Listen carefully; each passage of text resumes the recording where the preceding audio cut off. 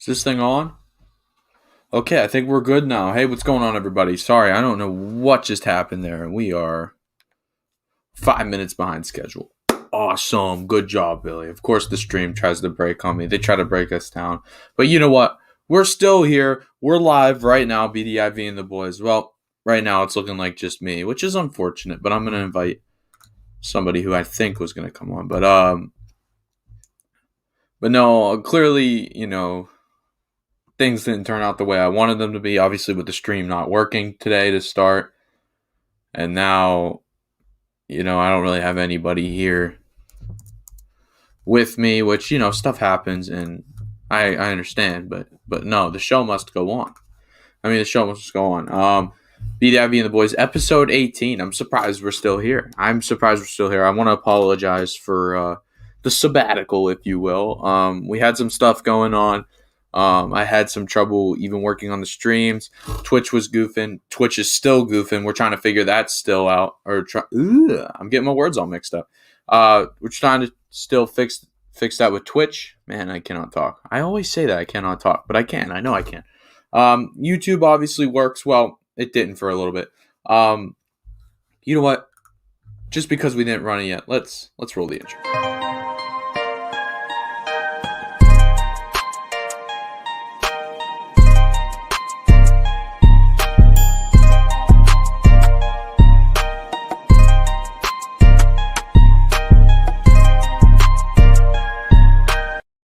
I like to roll the intro because I like to use them as the thumbnail sometimes, which I have been really lazy on. I got to do some touching up. But listen, so I have a few ideas for the show that I think will really help us out. First thing we're going to be doing is April 29th is our big draft party. That's a Thursday night. So please tune in for that. It's going to be a great show. Obviously, we've been covering the draft for a month and a half now. I've been covering the draft for the past 3 months. So I guess you could say I kind of know what I'm talking about. We're going to get into that a little bit today. The stream schedule for this week, we have one going down Thursday at 6 and Saturday at 8. So really, like for now, as far as I know, I am by myself, but you know what? That's okay. But this is a good opportunity. So if you want to call in and ask any questions, 412-759-2191 is the number to call. Whose number is that? I don't know. It's not mine. No. But no, 412-759-2191 is the number to call. I posted on my story. I greatly appreciate it if you do share the stream. We've been kind of slow recently. We got off to a great start, but it's mostly my fault. It's my fault. But no, we're gonna get into it. Some stuff we're gonna be talking about today. Big rumor with Jordan Love possibly going to New England this year. Green Bay took him last year in the first round. Nobody expected it. Green Bay fans were ticked. You should see all the reactions. They're hilarious. We're going to get into my mock draft, my last mock draft before the 29th, unless any trades are made. Madden did their own mock draft. We're going to take a look at that. We got some Kobe Bryant news. Gonzaga landed a big recruit. Ben Askren got completely knocked out by Jake Paul, which, we'll get into that. And Steph Curry has just been absolutely insane. So all that stuff going on. Again, tell your buddies that the stream is working now because we were off, but we're back now. Okay. So let's get into the first story of the day. Again, 412-759-2191 is the number to call. Jordan Love to New England. Now, this was a guy that is hated in Green Bay. And let me make it clear, it's not his fault. He's hated because they have a MVP quarterback in Aaron Rodgers who could probably play for the next 5-10 years if he really wanted to, and if he stays healthy. It could be their guy, but really they're folding. They folded with that pick. I don't think it was a great pick. However, it could pay off. So let me get into it here. So Jordan Love, apparently in last year's draft, New England was really high on Jordan Love. They loved Jordan Love, but they didn't have the pick for it, and they had some other needs. And obviously, Green Bay snatched him. Everybody thought, they're going to go receiver, and they never ended up going receiver. So here's where this all started. So a guy on Twitter by the name of Gillette Nation Wait, hold on. Let me see. Okay, no. So here's the original tweet. My sister's best friend cousin knows a guy who drank too much at Hinterland, which is a bar across from Lambeau Stadium, who told someone that Jordan Love is actually Aaron Rodgers' biological son. The same person grabbed a picture of his birth certificate on Vince Lombardi's desk. So this same guy also found a picture. He found a picture of a leaked picture of the plans for this year's draft for Green Bay and New England. I'm going to see if I can pull this up for you guys. Oh my God, it's really blurry. Jeez, it's so blurry. But I'll still show it to you guys. So you guys have probably, if you've been following this, you probably have seen this picture. There's the polar vortex. So here's the picture. Now it's very blurry, and I mean like that's very blurry. So here it is right here. It's very perfectly like lined up. You got this big binder right here, and then perfectly lined up is all this little information. And of course, at the bottom in bold it says trade. And then you have Jordan Love to the New England Patriots for New England's 15th pick. And New England gets Jordan Love, the 29th pick. And I think that says 4th round. Yeah, that's a oh my God, I'm so bad at English. The compensated pick that I believe they got from getting rid of Tom Brady. So, personally, if I'm New England, I definitely take this trade. Not only do you get a quarterback, but you still get to keep a first round draft pick. I wouldn't pass up on that. Now, what this says for Green Bay is Aaron Rodgers, sorry, we screwed up. You're our guy. We kind of doubted you. We thought you were getting old, but you still have a cannon, and there's no way we can get rid of you. Now, with that 15th pick, if Green Bay so decides, congestion, excuse me. If Green Bay decides to, let's say Green Bay goes, oh, well, let's do it. And now they have the 15th pick. What are they going to do with it? Now, my personal opinion is you probably get the second best corner in the draft because I think that one of those top 12 teams, I believe I have the Cowboys actually taking Surtain. That could be wrong. But no, one of those top 12 teams is going to take the corner. So maybe somebody like J.C. Horn, possibly Greg Newsome, who I don't think is that great, but I feel like teams will reach for him. Some of those guys, even Asante Samuel Jr., Green Bay could really look at. And then you could even go from there and go, well, maybe 15 is a little too early, but we still, but that would be kind of dumb because, but then again, so what if you trade with a team like the football team who still needs a quarterback? So you go from 15 to 19. Then that would put you in a more reasonable spot for one of those corners, in my opinion. I think 15 is a little too early. In that case, I think maybe getting one of those skill guys, like people think that Devontae Smith is going to fall. I think he'll fall, but not that far. Getting one of those skill guys is legitimate. 412-759-2191 is the number to call for any questions. The tab is open. That's a bar term. I meant my phone is open. But no. So this would be a crazy trade. The comments are, yeah, that's a hell of a deal. Do it, Patriots. That's a good question. Where does Jordan Love? I was just reading the comments. Where does Jordan Love compare to the rest of the quarterbacks in these drafts? Now, I don't know. That's actually a really good question because I haven't started watching film, following drafts it's up until this year. So you could probably argue. I'd actually probably put him at 4. Right now, my opinion, it goes Trevor Lawrence. I personally think Justin Fields is the second best quarterback in this draft. Zach Wilson. Oh, no, excuse me. I put him 5. Zach Wilson, and I put Mac Jones at 4. Then I would go. I think he's better than Trey Lance. Trey Lance again has not really.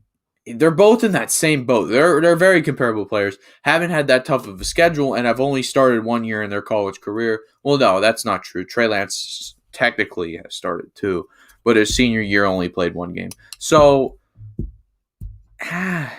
if I'm Green Bay, I don't like this trade because I don't think the 15th pick is really that much valuable for them. However, if I'm New England, there's no way I don't take this trade. Not only do you get Jordan Love, who New England really liked last year, I think that you can now help him still in the first round with that 29th pick, maybe getting somebody like Elijah Moore or maybe getting somebody on the defensive end, which I don't think they need. They got a lot of studs during the offseason. So, but yeah, I did not include this trade in my mock draft because I think it's a little too suspect, although there's a lot of evidence, about this guy. Again, they said that Jordan Love. Oh no, I didn't even mean to click on the tweet. They said that Jordan Love is actually Aaron Rodgers' biological son, which is hilarious. But the same guy again that took the picture. Okay, here's a picture. Let me see. I want to show you a picture of the desk. Here it is. Okay. Here's a picture of the desk. So look how perfectly this is laid out. Look how perfectly this is laid out. Look how perfectly this is laid out. Nope. So you see, you have this binder, and then right down here, look how perfect that little graph is just sticking out. Oh, there's Jordan Love right at the bottom, right there. So I don't know. I think it's sketchy. I actually don't think it's real, but we don't know. We don't know. Usually that type of stuff isn't real, but it could be. It could be.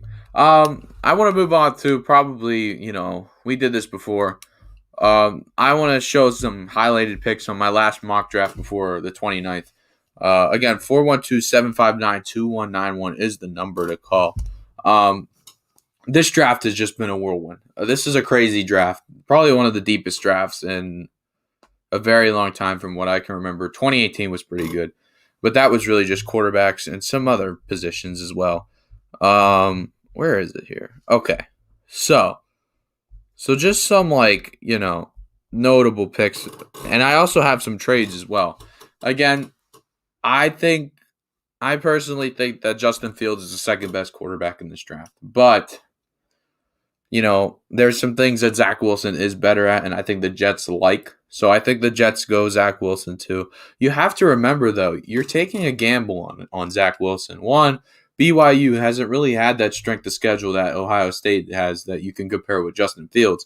And Zach Wilson, I believe, had shoulder surgery. Don't remember when. But he's definitely gotten a somewhat of a major injury some point in his career.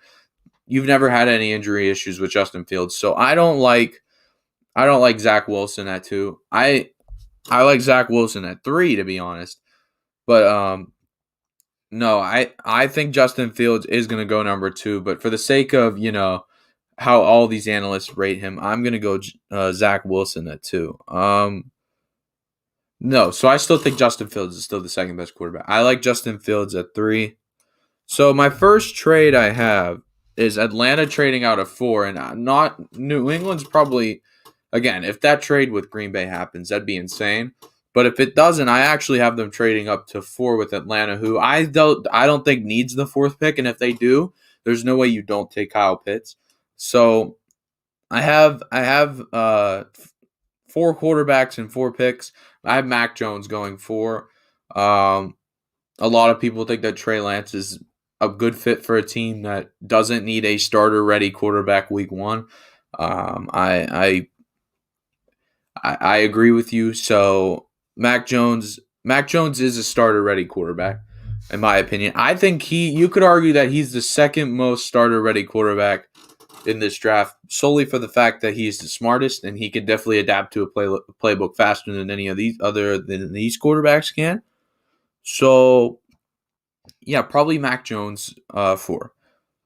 But, he might not go 4 if New England didn't make a trade. 5, this is a controversial pick.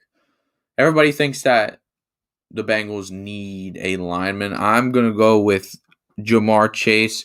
Listen, you have a few guys that play for LSU, specifically Joe Burrow on that squad, and then you have a connection there that you can now build with Jamar Chase. Now they don't have a huge need at wide receiver, but they also don't have a huge need at tackle as well. So I think both positions are in need. You got a few guys that contracts are about to be up. So I like Jamar Chase at 5. 6, let me explain real quick why I think Waddle is better than Smith. Waddle is better than Smith solely for the fact that he is the best open field playmaker in this draft. You leave him open in space, he's gone. You can't touch him. He's hard to what the? He's hard to touch. He really is. He's very elusive. Um, he's reportedly faster than Henry Ruggs. He didn't run a 40, which is upsetting. I just think the big question mark for people was the injury. I don't see that being a big issue. I like Devontae Smith. I think Devontae Smith is better at some things, route running being the main one. But Waddle is just way more of an athletic specimen, and there's no way Miami passes up on that. With that being said, I have the Lions going and getting Smith. Now, they have a need at DB, but 6 is a bit early, I think, to go get to get Patrick Surtain. So, yeah. Yeah, I would probably go Devontae Smith at 7.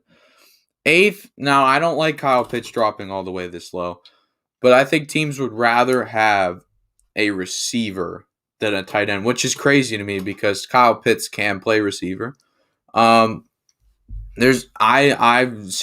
watched my film and I've watched everything. The only question with him is blocking, but it's not really even a big question because the dude hasn't really had the chance to block. He's going out on routes every pass play, and in most cases he was lined up out wide. So I like Kyle Pitts at 8. I don't like it for the fact that he, in my opinion, is the best player in this draft, but there's not a big need.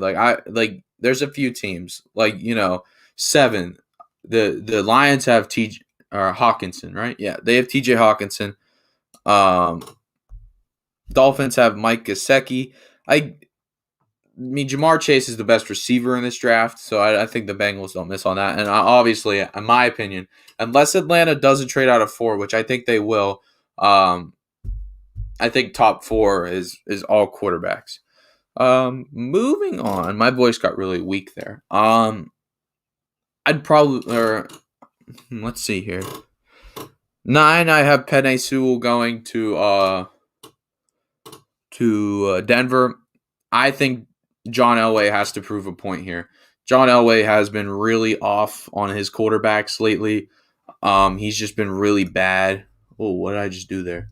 I was trying to click on my number for you guys to call. 412-759-2191 What is the number to call. But no, watching film on Penei Sewell, obviously he didn't play last year. He opted out. But the year before, he was great on run block. Pass blocking, he had pretty good pass sets.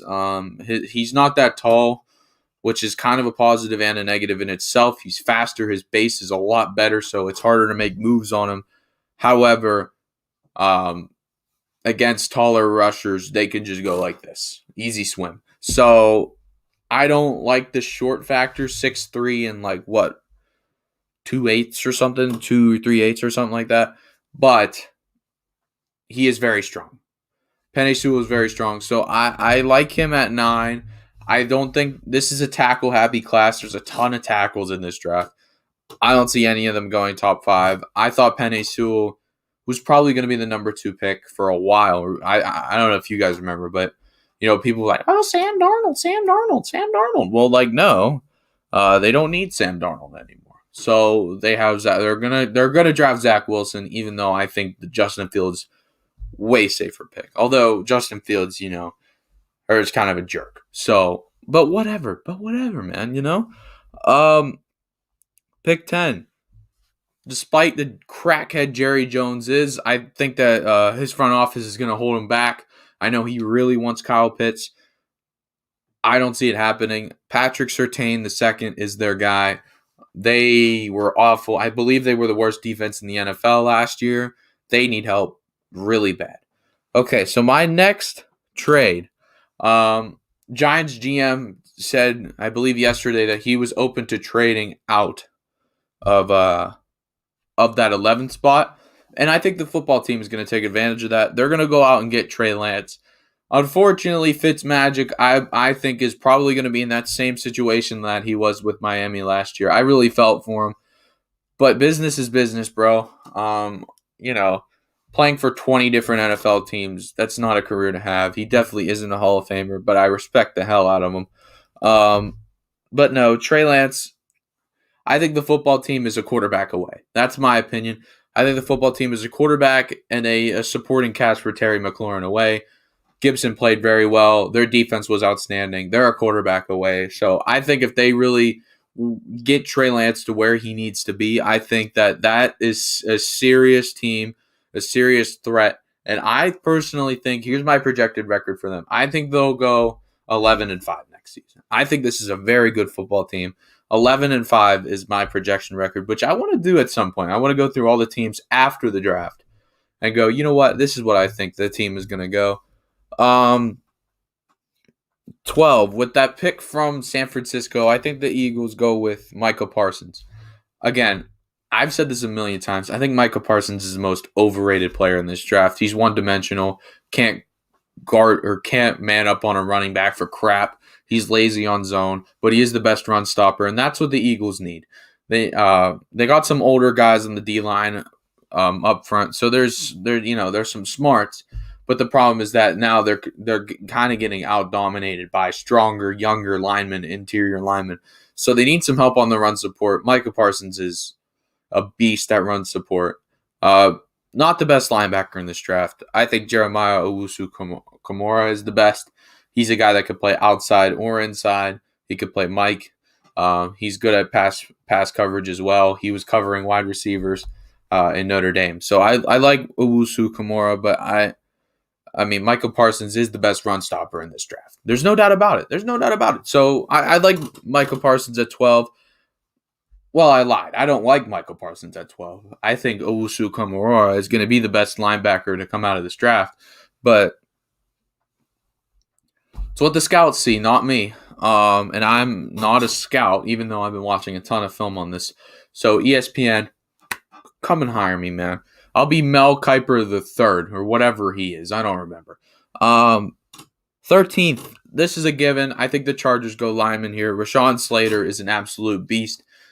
Had an amazing pro day. Ran a 4.8, which is really fast for a 6'4", 200 or 320-pound lineman. Front squat was insane. We saw great balance on pass protection. Great hands. I like him. But his arms are short. I don't know how I know that. I do know that for a fact, though. His arms are very short.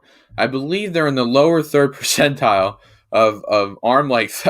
Listen, I've been following this crap forever, and the fact I know that this dude's arms are short is just weird. But no, Slater is one of my favorite linemen in this draft.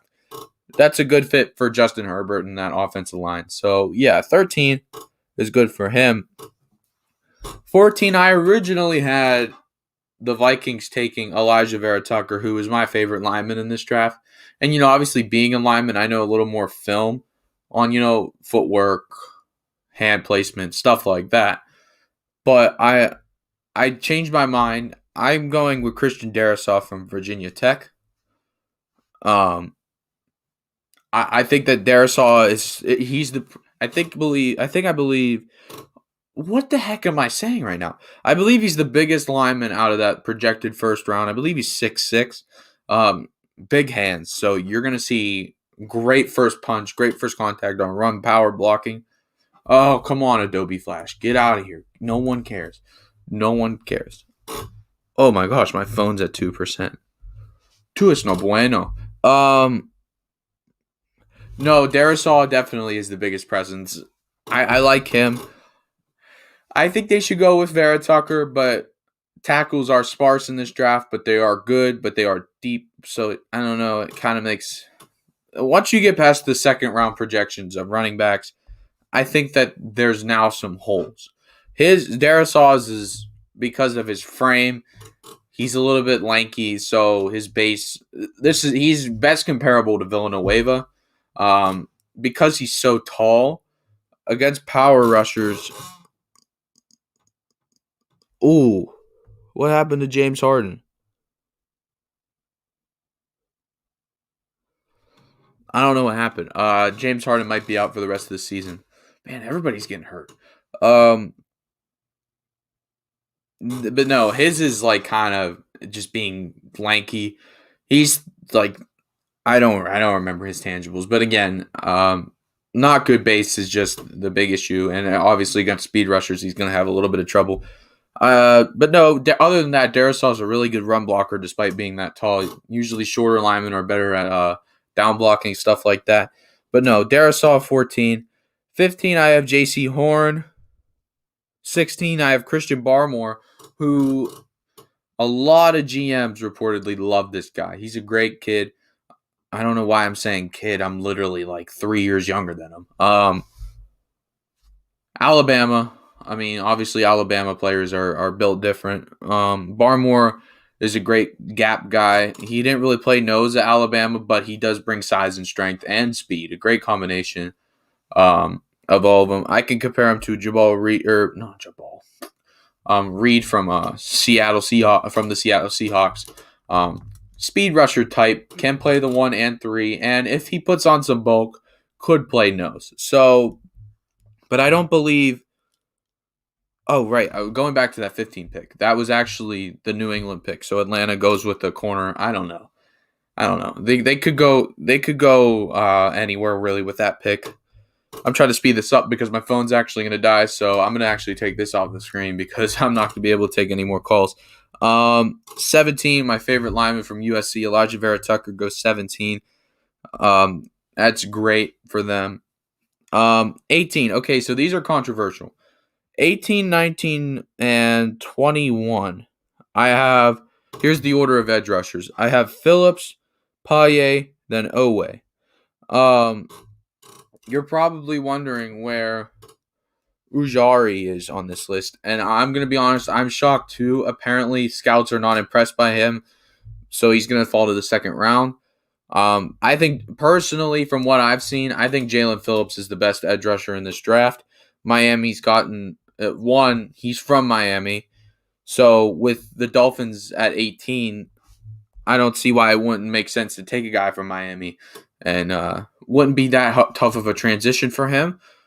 The Giants with that traded pick, I think that this is a dub because I think the Giants at that 11th pick, I think that they were actually thinking about taking Kwity Paye as it is. So getting him at 19 while trading that pick down is a great idea. 21, after his pro day at Penn State, Owe had a beautiful pro day, flawless. Proved that he can even drop back in coverage. He's that fast. So I like him to the Colts. Titans need some help at receiver with the loss of Corey Davis, so they go with Elijah Moore. The corner position is controversial. A lot of these are just what a GM likes in a corner or a certain position. I think the Jets go Asante Samuel Jr., very physical receiver, played man for most of his career, a little sloppy in zone, but could definitely fix that up. Steelers, which we'll get into in a second, I think that the Steelers definitely go with Najee Harris. According to Madden as well, Madden the football game. I think that, they also projected Najee Harris to go there as well. But we'll get into that in a second. 25. I think the Jags get the best pick in the draft here with Trayvon Moehrig at 25. This is the best DB in this draft. Very comparable to Jamal Adams, and they're getting him at 25. Complete stud. You could argue that Trevor Lawrence is going to need some help, but this receiver class and all this other stuff, they're very deep. Trevor Moehrig at 25 is the best pick in this draft. If he falls that far, amazing. 26, Jeremiah Owusu-Koramoah, this is the second best pick back-to-back. Again, the Browns are really building up that defense. They just got Jadeveon Clowney, who is an absolute beast at times. He started off really good. So, no, but I think, like I just mentioned, Owusu-Koramoah is probably the best linebacker in this draft. 27, the Ravens obviously definitely need a receiver, so they go Terrence Marshall. 28, the Saints lost Kwan Alexander, so they're going to need a linebacker. I think they go with Nick Bolton from Mizzo. 29, with that pick with Green Bay, I think their biggest need is corner, so they're going to go Caleb Farley. Again, you could argue that there's better corner, that Newsome is a better corner than Farley. But 30, like I just mentioned, Newsome goes to Buffalo. 31, who another player that the Steelers are high on, Walker Little from Stanford. Bigger guy, huge guy that can play inside if he really wanted to because he played everything. Love Walker Little, but you can't pass up on Najee Harris. And 32, who I actually had Tampa Bay trading up for a quarterback, which is crazy of me to think.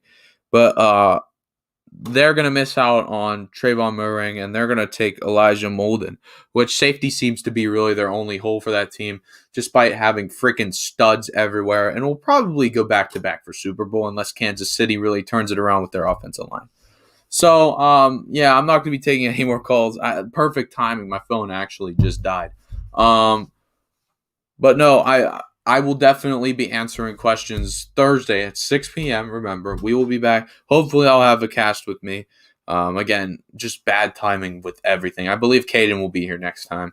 But no, let's talk about this. I thought this was actually pretty funny. The Steelers projected 24th Najee Harris via Madden. So, for those of you who don't know, friends of mine really do know that play Xbox with me. Madden has a mode called Franchise Mode where you and your buddies can control a team, do contracts, stuff like that. And then once the year is over, you can download a draft class, specifically this year's draft class, which Madden had already made. The files got leaked, and somebody put it together and just threw the draft class in there.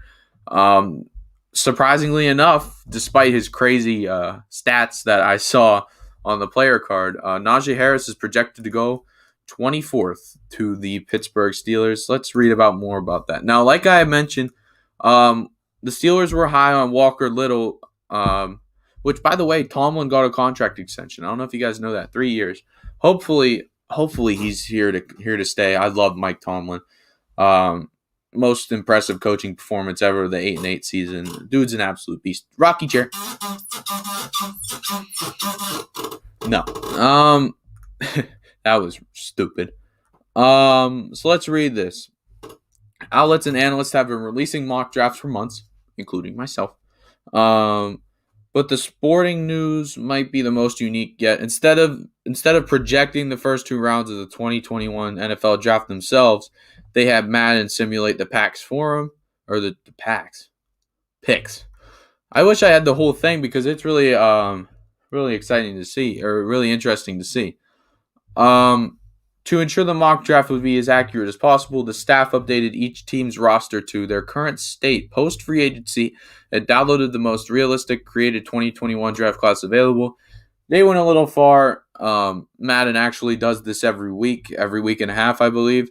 So, but no, with the 24th overall pick, the simulation has the Steelers drafting Alabama back Najee Harris. Here's the quote. After losing James Conner in free agency, who signed with the Cardinals for 1 year, I think it was, like 3.2 mil in total, but it's actually his actual contract's worth 1.25, which is like the minimum. The Steelers are in need of a new running back. The Sporting News Jordan Heck writes, Harris is the consensus pick to land with Pittsburgh in the mock draft database with a fairly high 15.9%. So how it works is, I'm sure they ran this mock draft through maybe 100, 200 times, and 16% of the time it landed on Najee Harris. So it's actually not bad because they Madden, how it works is they take a few things into account. They take the age of position. That's how Madden really runs things. Number one, age position is number one. Overall, so players get an overall rating every year. For example, Patrick Mahomes is a 99 overall and will probably stay at 99 overall. And then you have players like Antonio Brown that, were a 97 like 4 years ago or 3 years ago for that matter, and are now an 82 because, they decided to take a little break from the NFL.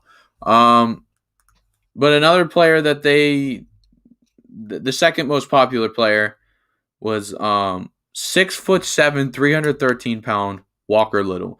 Now, as I mentioned, Walker Little is that big. He's massive. But at Stanford, when there was a hole anywhere on the line, he played everything besides center. But Walker Little is huge. I mean, that's literally a perfect replacement for Alejandro Villanueva. Hopefully better, because I'm not a big Villanueva fan anymore. I'm not a big fan of our offensive line in general, but I think a running back is a huge need. It's important to note that Najee Harris did win the Doak Walter Award. That's the award that the nation's top running back gets, which it was fairly close because Travis Etienne was right behind him. So the thing about Walker Little is in 2018, he had a really bad knee injury. I believe it was ACL his senior year. And then he opted out in 2020. So he doesn't have much tape, but again, he's demonstrated that he could play in a few positions and dominate as a run and pass blocker. I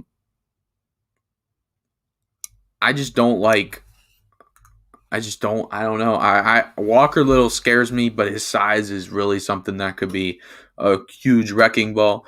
But in some of these mock drafts, they actually have Justin Fields and Mac Jones falling past the second round.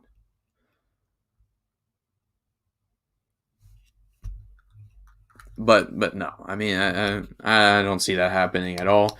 For a while I actually thought that Justin Fields was going to fall 24 to the Steelers. I still think that there's a chance that one of those 5 quarterbacks is just going to slip for God knows why. But we'll see. Again, we're streaming Thursday and Saturday, 6 o'clock on Thursday, Saturday at 8. Again, I'm hoping I have a cast because I hate doing this by myself. It's probably boring to watch, but we're still working out some stuff. I'm thinking about doing an episode called The Rundown where I don't actually do a live stream, but I pre-record it and I edit it, and it's probably like 15 minutes long instead of 38 and counting. So, but no. Moving on, past the NFL, past football in general, and on to basketball, and then we'll probably be done for today. So as of today, Kobe Bryant's contract was up with Nike, and the Bryant family and the widowed Vanessa Bryant decided, you know what, we can't do this anymore. We are going to end it here. We're not going to re-sign. So here's what the Washington Examiner wrote. Vanessa Bryant, Kobe Bryant's widow, and the National Basketball Association Stars Estate have not elected to renew a partnership with retail company Nike after years of working with it. The contract expired April 13th, and Vanessa Bryant, in addition to the estate, which I believe is like his Kobe Bryant's camp company, had expressed frustration that some of the basketball legend's merchandise was dwindling in an availability during his retirement after he died in California in a California helicopter crash on January 26th, which oddly enough, I have a weird story. So every time I'm at my friend's house, Max Matosi's house, somebody dies. I mean, obviously somebody in the world dies every day, But what I'm saying is, so the first time it was Juice World. Like, okay, influential rapper Juice World, who I don't look as an influence because, and was always on drugs and took about 30 perk 30s before he got off a plane. So maybe not the best idea. Oh crap. Hold on. But then about a little while later, I slept over his house again and I made the joke. I said, hopefully nobody dies this time. And we all laughed and we woke up the next morning and we saw that Kobe Bryant had died in a helicopter crash. So oddly enough, last time I stayed over though, nothing bad happened. No, which is weird because like how does that happen? Two really big influencers in their respected brands, if you will, die out of nowhere. So here is the statement from Vanessa Bryant. Little itch in my nose. Kobe and Nike have made some of the most beautiful basketball shoes of all time, worn and adored by fans and athletes in all sports across the globe. It seems fitting that more NBA players wear my husband's product than any other signature shoe, which Vanessa, unfortunately, is false. I actually think, if I'm not wrong, I believe Kyrie has the most worn shoe in the NBA right now. I saw that somewhere. I could be wrong, and which I don't know why. Maybe I have to go. I was looking for a new pair of hooping shoes. Maybe I'm right. Maybe I'm. I don't know. I believe Kyrie's most worn shoe ever. What up, Brandon? What's going on, buddy? Okay, so she continued, my hope will always to be allow Kobe fans to get and wear his products. I will continue to fight for that. Kobe's products sell out in seconds. That says everything. So I'm kind of confused because both sides want to put out more Kobe product. It's kind of goofy. So a Nike statement,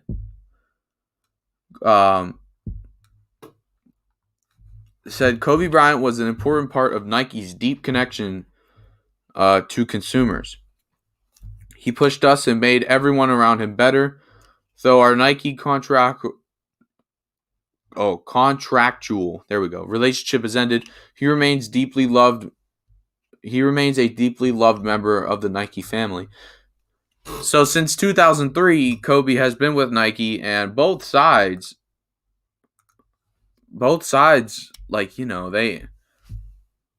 they want to make more Nike products, but they couldn't agree on anything, which doesn't make any sense because you think at this point, maybe I don't think Vanessa Bryant really wanted the money.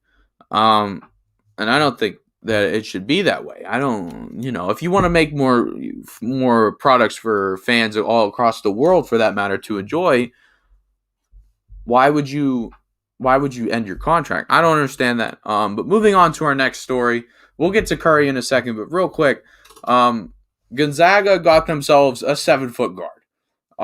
Chet Holmgren is the best player in the country, and Gonzaga, their recruiting is insane. Despite being some weird school in the middle of nowhere, they got themselves the best player. So SB Nation wrote a nice little article. So Holmgren has described himself as a 6'12" big guard. 6'12"? I mean, is that like a phrase to say when you're a guard? But I don't know. 6'12", just say 7 foot, dummy. Who has established himself as a blue chip prospect during a dominant high school career at Minneapolis Minnehaha Academy. So Holmgren has played with some pretty good players. Jalen Suggs, which is probably the reason why he's going there. Obviously Jalen Suggs isn't there anymore. He's a potential number 1 pick in the draft who, I think it's probably going to be Cade Cunningham, but you could argue it's going to be Jalen Suggs. But just like Suggs, after only spending one season with Gonzaga. He's projected to be a top 5 pick. So just to give a little bit of a background here, he's a skinny 7-footer, which brings us some issues because Kevin Durant, who's a perfect example. The dude has been hurt and hurt and hurt and hurt, and I think that frame now is just is an issue. KD has just been getting hurt dude's played what 1 or 2 games and now is battling another injury. So prayers go up to KD, but maybe time to hit the weight room, KD. I mean, I believe KD is probably going to go down as one of the best scorers of all time, despite those inconsistencies of finishing a freaking season. But no, he's best described to be like Kevin Durant. Holmgren likes to handle the ball and shoot 3-pointers on offense while establishing himself as an elite shot blocker defensively. So yeah, that's his downgraded scouting report. He needs to add strength to his frame. Basically, there's this SB Nation or SB Nation article is basically saying that Chet Holmgren is going to be the guy to really set the culture, the new culture wave in the NBA of 7-foot point guards and taller guys. I think we're seeing that a lot more though. I've watched some NBA games lately. The stuff that you see guys like Joel Embiid, Nikola Jokic, even like Giannis, these guys that are insane for their size that you're not supposed to be doing at your size. So I don't know. I think that Chet Holmgren, the frame is really an issue for me. So a coaching view of Chet Holmgren.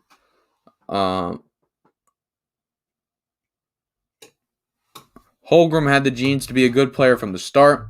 His father, Dave, played college basketball for the Golden Gophers down in Minnesota, but his career was severely limited by knee trouble, which again, when you're tall and skinny like that, probably like his father was, you're going to have issues like that. So if you look at a picture of this guy, he's probably, okay, so let's watch this. So here's a tweet. Here's a little clip of Chet Holmgren against Steph Curry. Holy crap, okay. You guys have to watch this. This is a sick move. Let me share my screen here. Okay. Did I? Okay, there we go. So here is a clip of that's Steph Curry. That's Chet Holmgren. Obviously, we see a huge size difference here. But watch Chet Holmgren. Look at that combo.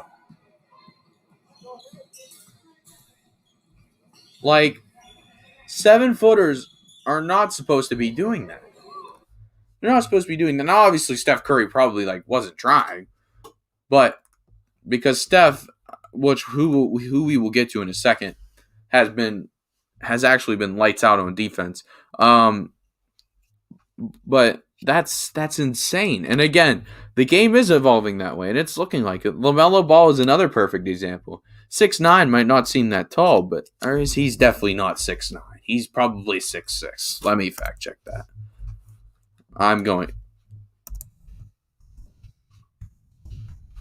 There's no way. He's probably.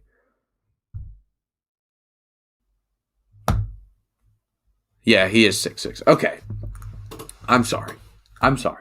No, but a perfect example is Ben Simmons, who can't shoot, but still, these bigger guys running the one. LeBron's been even doing it for a while, but now we're getting into the 7-foot mark. So we're seeing the game evolve to a level that we probably won't see for a little while, but Chet Holmgren is definitely setting the wave. Now getting into a man who probably deserves MVP, but won't get it because his team is playing like dog water. Steph Curry has been absolutely insane. He's averaged 43 points in his last 10 games. And actually, firsthand, I went to Cleveland last week? Yeah. Last Friday. And I got to watch Steph Curry play against the Cavaliers, who aren't a great team, but, they have Colin Sexton and some guys that could give Curry some trouble. Now, let me tell you something. Steph Curry was getting double-teamed the entire game. You can ask anybody that's watched it. The Cavaliers' game plan from the jump was to double team Steph Curry, and they did. They did. But he still ended up with 33, I believe. I believe it was 33, maybe 36. The shots that this dude, it's every night. Every night is a new highlight. You saw the crazy and one against the Celtics. But his most underrated part of his game is finishing. Curry, that whole game against the Cavaliers, again, I watched the whole game firsthand. His finishing was unreal. He was able to split defenders and was able to take contact for and ones. I believe he had like 3 and ones in that whole game, which is really good for a guy who's known for just doing behind the backs and step backs and 3-pointers. So I think Steph Curry, to be honest, I don't think he deserves MVP, because if he deserved MVP, the team would be in the playoff running and they would be over 500. But if they finish strong these last 15, 20 games and go on a stretch of just winning games, I think he should win MVP. But unfortunately, there's just some guys that are keeping up with him. You have Nikola Jokic, who just dropped 47 the other night. Joel Embiid is still playing good basketball. Damian Lillard is right behind him in total scoring. Donovan Mitchell's actually not playing bad either. So there's some guys here that really could give you some trouble in the MVP race. Again, 15, 20 game stretch of Curry absolutely dominating. He could win MVP. But unfortunately, it's not going to work that way. Now, as far as the Warriors in general, I think that they're not in a bad spot. Obviously, Klay's been out for 2 seasons in a row now, so there's some questions whether or not he'll still be good. I don't see there being a problem. Klay is just a knockdown shooter. Draymond has been playing absolutely awful. While Curry has been up here, Draymond's been like down here or where you can't even see my hand. So Draymond has been turning over the ball. He's not scoring. He chucks up threes. 1 in every like 5 goes in. So I mean, we'll see. We'll see. I want Curry to win MVP. I said this in our one stream when everybody else was here. I like Curry for MVP. I don't think he'll win MVP because, again, you have Nikola Jokic absolutely balling out and on a team that's well over 500, who did lose Jamal Murray. So this is a really good test to see if Jokic is like that, which clearly he is. He dropped 47 without Jamal Murray. So I don't know, but the Warriors could be good. They're going to get a top 15 draft pick. They're going to get Wiseman back, who probably, I don't know, right now he's kind of looking like a bust. He only averaged 8 points going into before his injury. So we'll see about that. I don't know. There was a few guys for the Warriors that actually were balling out. So they're not as bad as you think. I don't think they're a title team, but I think they're a team that could for sure make a run in the playoffs. Not this year. I think over the next 2 years, I think that they can rebuild really what the Warriors once were, but not really what the Warriors once were. Because let's be honest, everybody was in their prime at that point. KD was playing lights out. Curry was still the best guard in the league. Draymond actually was scoring. You had Klay that was knocking down threes. There was really no holes to that squad besides the big man, which has always been a hole for the Warriors, and they're still trying to figure out their identity at big. So Warriors, I think, could definitely make an impact in the next, 2-3 years. Final story of the day, and again, Thursday, 6 p.m., Saturday, 8 p.m. Again, I'm hoping we have more people here. But Jake Paul defeated Ben Askren via KO round 1. Now, if my parents let me do sports betting, I probably would have put like $10,000 on Jake Paul. All signs led to Jake Paul winning this fight.